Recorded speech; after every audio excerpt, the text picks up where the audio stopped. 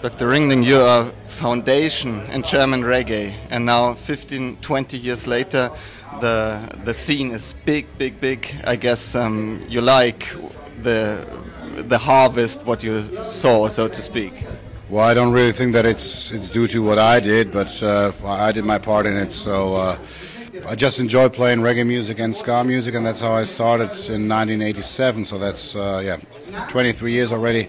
I've been doing ska and reggae live, and it's nice to be here and see that it's big and growing. So it's good. You come from this area here? Yeah, about an hour driving away. I'm from Münster. This is Bersenbrück, so it's about 100 kilometers. Yeah, so I'm almost home, but not quite. Bersenbrück is quite a remote place, but they have a big festival. Why are so many reggae lovers here? Because it's a nice festival. I think people like it. It's very, it's much different from the big commercial reggae festivals that are taking place in Germany and all over Europe. And the mood is pretty, the atmosphere is very family-like here. It's not so commercial. You find a lot of artists that you see that are walking around too because they enjoy the festival. So as a regular visitor, you will encounter a lot of artists, and you will see people from sound systems. You see all the shops, all the stalls of the vendors, and it's nice. It's very relaxed. Like I've never seen a fight breaking out here, and it's just a pleasure for everybody. So, Dr. Ringling, you're a doctor. Which PhD did you take? Proctology. Proctology? Yeah. No, not quite. I adopted the name from an instrumental tune from Roland Alfonso and the Soul Brothers. Roland Alfonso was the saxophone player of the Scatolites, and he had this band afterwards, after the Scatolites split in the 60s, and he did this song, an instrumental tune called Dr. Ring-a-Ding, and at the beginning there's a woman saying, "In emergency case for Dr. Ring-Ding," so that's where I got the name from. You started as a ska artist and ska musician. We used to have a big ska audience, but I think it vanished. Is this true?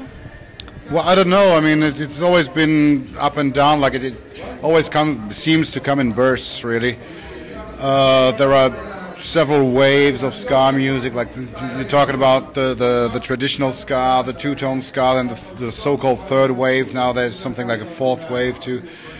And it's always been mixed with different kinds of music. So it's always been an underground music, despite the fact that regular pop music always has elements of ska and reggae in it, like bass lines or like some elements like the offbeat that are reoccurring in everyday's regular pop music.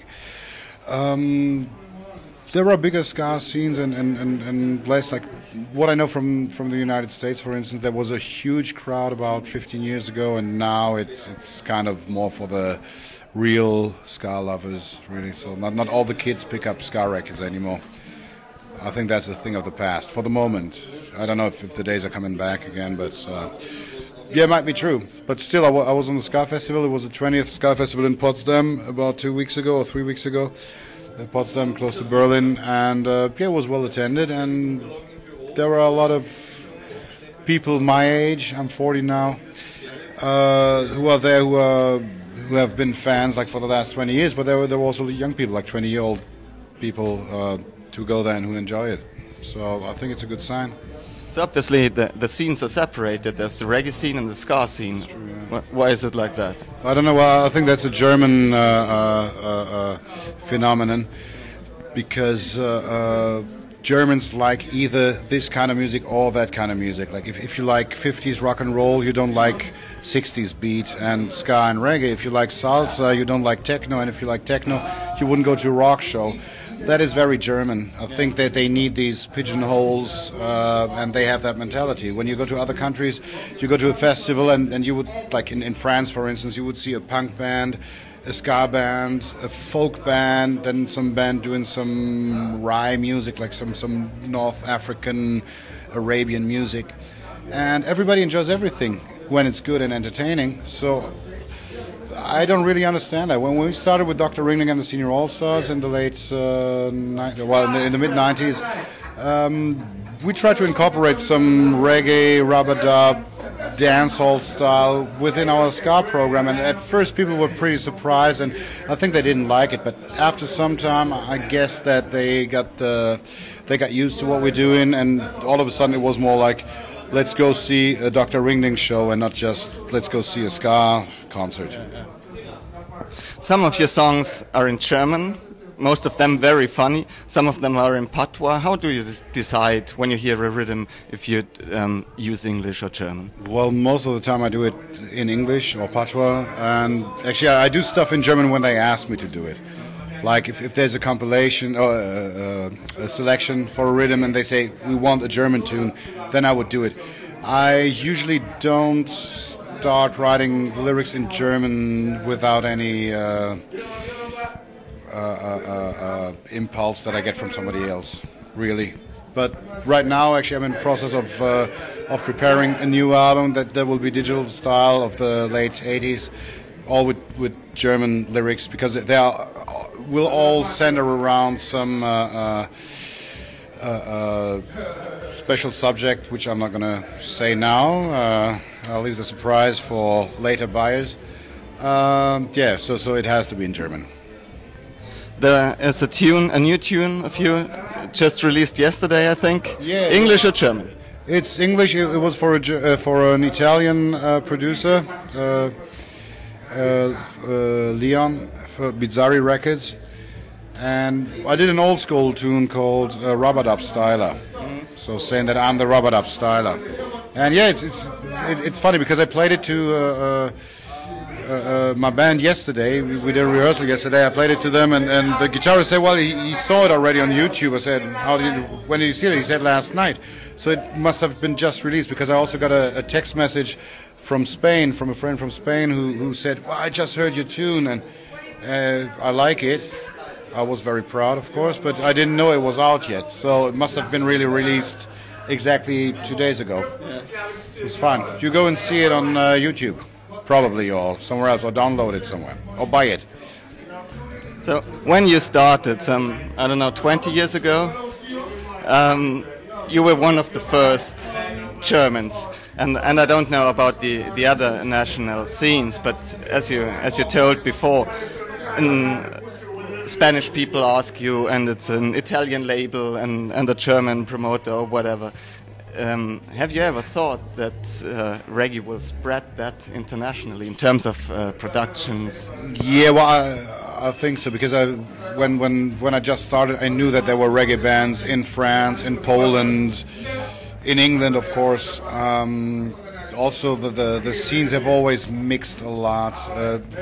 The bands that have been influenced from the music that's been coming from England, because in England it's always been pop music because of all the immigrants from the Caribbean, of course. So ska and reggae was always a big part of the pop charts in England. So whenever a band adopted some English music, it would have elements of reggae and ska, at least elements, if not be real ska and reggae tunes. Yeah, but it's really nice to see that the music takes me to so many different places. This year I've already played in Russia and in Kenya and in France and Italy and Switzerland and, well, a lot of countries really. And there is more to come. You know, I regularly play. Bersenbrück, for example. It's the music that takes me there, and I'm very grateful. Like sometimes I just can't believe it. You know, I stand in the mountains of Magnitogorsk in Russia at the Ural, and I stand there and I'm amazed, and I say, wow! And this is because they asked me to be here, because of the music. It's the music that takes me to places, and that's wonderful. People say there's no place like home, and you're close to home, so do you expect something special from the audience tonight? Well, to be honest, 2 years ago we played here with a band, and for me it was one of the highlights of my career, seriously, here. So I try to do something special when I get here. The set that we prepared for tonight is special, it's different from other shows that we do, and we're not playing for so long, it's only going to be 3/4 of an hour. and I included some new tunes that we've never played live before. There's 2 new tunes. One that I released about half a year ago, and the other one is going to be on the new album that is right now in the process of being recorded and produced. It's a whole album with a Sharp X band with some friends on horns and percussion and back-end vocals and all that. It's going to be a nice record. So yeah, I wrote some new tunes for that one, and we're going to do one of these 2 tonight. So yeah, it's some premieres for myself, and I'm looking forward to doing the show. And we are looking forward too. Thanks, Dr. Ringding. Thank you very much for your interest, and Prost.